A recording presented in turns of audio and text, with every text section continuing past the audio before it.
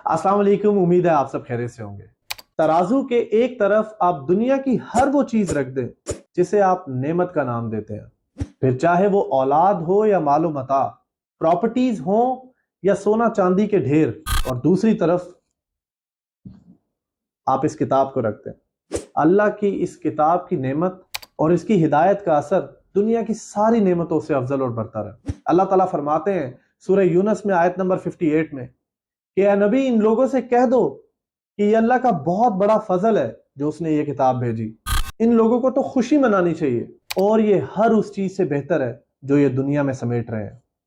Doctor इसरार अहमद साहब ने एक बहुत ही खूबसूरत बात की। उन्होंने कहा कि जिस शख्स को अल्लाह ताला ने कुरान जैसी नेमत से नवाजा हो और फिर भी वो एहसास कमतरी का शिकार रहे, इंफीरियर कॉम्प्लेक्सिटी का शिकार रहे, और ये गुमान करे कि फलां शख्स को अल्लाह ताला ने मुझसे ज्यादा नवाजा है या फलां शख्स पर अल्लाह ताला की करम नवाजी मुझसे ज्यादा है, तो गोया कि उसने कुरान की तौहीन की। वो शख्स महरूम है, ना वाकिफ है और बदनसीब है कुरान की रहमत से। कुरान जैसी नेमत से महरूमी की एक बहुत बड़ी वजह यह है कि या तो हम इस किताब को पढ़ते नहीं है या सिर्फ सवाब की गरज से पढ़ते हैं, जबकि ये हिदायत की किताब है और इसकी हिदायत सिर्फ उन लोगों को मिलती है जो इस पर तदब्बर करते हैं, गौर और फिक्र करते हैं, इसके अंदाज को समझने की कोशिश करते हैं। जब आप कुरान को सिर्फ सवाब की गरज से पढ़ते हैं तो उसका फायदा सिर्फ आपको उस मोमेंट पे होता है, लेकिन जब आप इस पर गौर और फिक्र करते हैं, इसका मुतालिया करते हैं, इसकी डेप्थ में जाते हैं, तो आपकी लाइफ अपसाइड डाउन चेंज हो जाती है।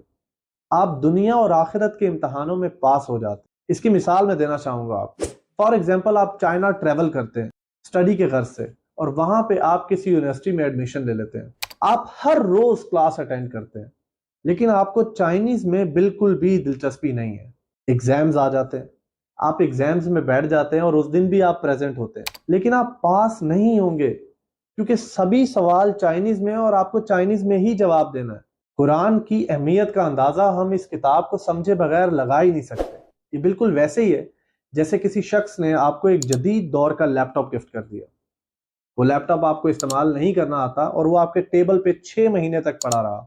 अचानक एक शख्स जिसका लैपटॉप का बिजनेस है आपके रूम में दाखिल हुआ और उसने घंटों आपको इसके फायदे बताए कि कैसे आप इसको अपने बिजनेस में यूज कर सकते हैं, डिजिटल मार्केटिंग में यूज कर सकते हैं, ग्राफिक डिजाइनिंग में यूज कर सकते हैं, एडिटिंग में यूज कर सकते हैं, गेमिंग में यूज कर सकते हैं, और आप हैरत में मुब्तला हो जाते हैं कि मैं 6 महीने तक इतनी बड़ी नेमत से या इतनी बड़ी सहूलत से महरूम रहा। जैसे ही आप कुरान को समझ के पढ़ना शुरू करते हैं, आप हैरत में मुब्तला हो जाते हैं। वो तमाम तर आजमाइशें या वो तमाम तर उलझनें जिनको आप लाइफ में फेस करते रहे, अचानक उनका जवाब मिलना शुरू हो जाता है। लेकिन कुरान की ये मोहब्बत उन लोगों के साथ है जो कुरान से भी मोहब्बत रखते हैं। मुझे बहुत अफसोस होता है ये बात करते हुए कि हम अपने बच्चों को महंगे से महंगे स्कूलों में पढ़ाते हैं, हर तरह की आसाइश और सहूलत प्रोवाइड करते हैं, गैजेट्स लेके देते हैं, स्पोर्ट्स किट्स लेके देते हैं, लेकिन जब बात आती है कुरान की तालीम दिलवाने की तो हम कोई ऐसे कारी साहब और मदरसा ढूंढने की कोशिश करते हैं जो इनको फ्री में पढ़ा दे, क्योंकि हमारे मुताबिक कुरान बच्चों को पढ़ाना एक फर्ज है जो 30 सुपारे मुकम्मल होने पर खत्म हो जाता। और मुसलमानों के इस एटीट्यूड की वजह से अब कुरान सिर्फ अदालतों में उठता। अब कुरान का इस्तेमाल सिर्फ 2 फरीकैन में कसम दिलवाने के लिए किया जाता है, सुलह करवाने के लिए किया जाता है, या कुरान का ज्यादा से ज्यादा इस्तेमाल किसी बहन बेटी को रुखसत करने के लिए किया जाता है। आजकल कुरान सिर्फ जादू टोने के खात्मे के लिए किया जाता है। आप किसी भी यूनिवर्सिटी में चले जाएं, किसी भी एक रिनाउंड यूनिवर्सिटी में जाएं और वहां जाकर पूछें कि आपके 10 फेवरेट एक्टर्स कौन से हैं, या 10 फेवरेट क्रिकेटर्स कौन से हैं, टिकटॉकर्स कौन से हैं, या आपके 10 मोस्ट फेवरेट सॉन्ग्स कौन से हैं, आप यकीन करें 100 आउट ऑफ 100% स्टूडेंट्स आपको अपनी अपनी बेहतरीन राय से आगाह करेंगे। लेकिन आप घूम के उसी यूनिवर्सिटी के उन्हीं स्टूडेंट्स के पास दोबारा जाएं और आप उनसे पूछें कि आपको कौन सी 10 कुरान की सूरतें याद हैं, कौन सी 10 सूरतें हैं जिन्होंने आपको इंस्पायर किया, कौन सी 2 सूरतें हैं जिनकी आप तफसीर बयान कर सकते हैं। यकीन करें, you'll get disappointed, आपको मायूसी होगी। जब भी आपने किसी दूसरे मुल्क में ट्रैवल करना हो तो आप उसकी एम्बेसी में जाते हैं वीजा की गर्ज से।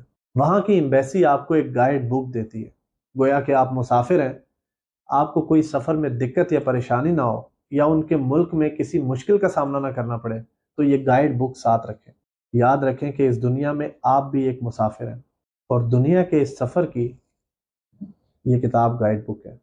اس کا مطالعہ کیجئے اور اس سے فائدہ اٹھائیں۔ جزاک اللہ خیر۔